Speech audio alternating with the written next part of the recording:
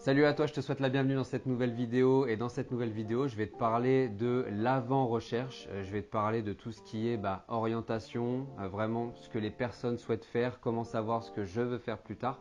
Avant toute chose, comme d'habitude, je t'invite à t'abonner en cliquant sur le bouton juste en dessous de la vidéo, activer la cloche aussi avec, regarder les différents liens après la vidéo qu'il y a dans ma description au niveau des formations de mes réseaux sociaux. Je t'invite à rejoindre tout ça. Donc maintenant que c'est fait, on va rentrer dans le vif du sujet.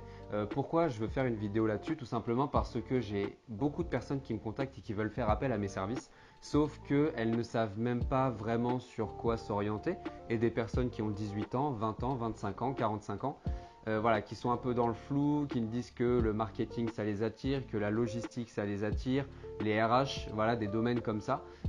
Et là, pour moi, c'est très compliqué puisque dans mes programmes, évidemment, il y a des stratégies qui sont aussi basées sur des mots-clés. Et donc, on ne peut pas faire des stratégies de mots-clés avec une personne qui peut faire 5 métiers différents. Donc, je voulais faire une vidéo là-dessus avec mon point de vue pour que tu puisses trouver quelque chose qui va vraiment t'attirer. La première chose, c'est de voir ce que tu aimes vraiment, ce que tu as pu faire dans le passé. Est-ce que tu es dans des associations? Est-ce que tu fais des sports collectifs? Est-ce que tu as des passions dans la vie qui peuvent t'attirer? Là, j'avais une personne, pour te donner un exemple, avec qui j'ai eu un rendez-vous en début de semaine. Et la personne m'appelait pour ça justement, au bout de 20 ans de carrière jetée à la porte, et souhait de réorientation et un petit peu perdu. Et en fait, au fur et à mesure, elle m'explique que voilà, elle aime bien le travail en équipe, accompagner les gens, avec une notion de gestion de projet aussi. Et donc, on a parlé du métier de chef de projet assez rapidement.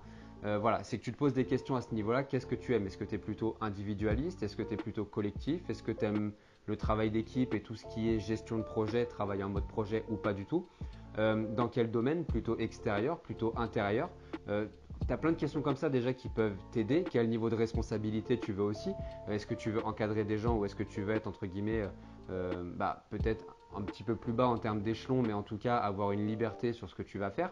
Euh, Te poser toutes ces questions-là en fait. Et je vois beaucoup de personnes qui font des bilans de compétences, des choses comme ça. Et ce qui me rassure pas forcément, c'est que même après les bilans de compétences, les personnes, en fait, j'ai l'impression qu'elles en sont presque toujours au même point. Et je trouve ça assez dommage quoi. Donc moi, si je devais en faire un, pour te donner mon point de vue, et encore une fois, on me l'a demandé plein de fois, donc je fais une vidéo là-dessus, c'est déjà de voir ce que tu aimes dans la vie de tous les jours, puisque pour moi, même s'il y a une statistique qui dit que seulement 6% des Français sont heureux lorsqu'ils vont au travail le matin, c'est une statistique qui est absolument terrible. Réfléchir déjà à ce que tu aimes toi, qu'est-ce que tu aimes faire?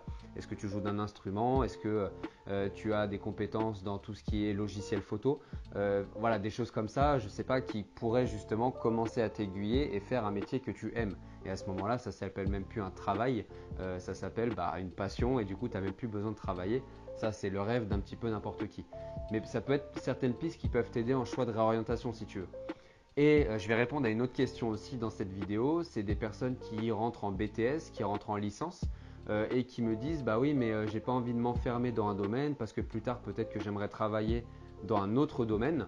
Voilà, je prends mon exemple. Mon parcours, il est pas hyper cohérent par rapport à ce que je fais aujourd'hui, même si j'ai eu un déclic. Tu connais certainement mon histoire, mais euh, si j'avais pas rencontré toutes ces personnes-là pendant mes années d'études et d'alternance dans un domaine dans lequel je ne suis plus aujourd'hui, je serais certainement pas la personne que je suis aujourd'hui en termes d'état d'esprit, en termes du fait de passer à l'action. Donc en fait, ce que je veux te dire par là, c'est que tu as le droit d'aller dans des zones, de tester des choses, des métiers qui peut-être que tu le changeras d'ici 2 ou 3 ans et c'est pas grave.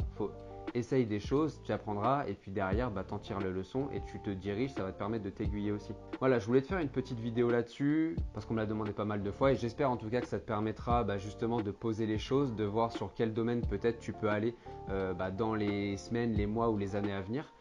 Mettre les moyens de ton côté aussi pour pouvoir atteindre ton objectif. Et puis en attendant, je te souhaite une très bonne journée et je te dis à très vite. Ciao.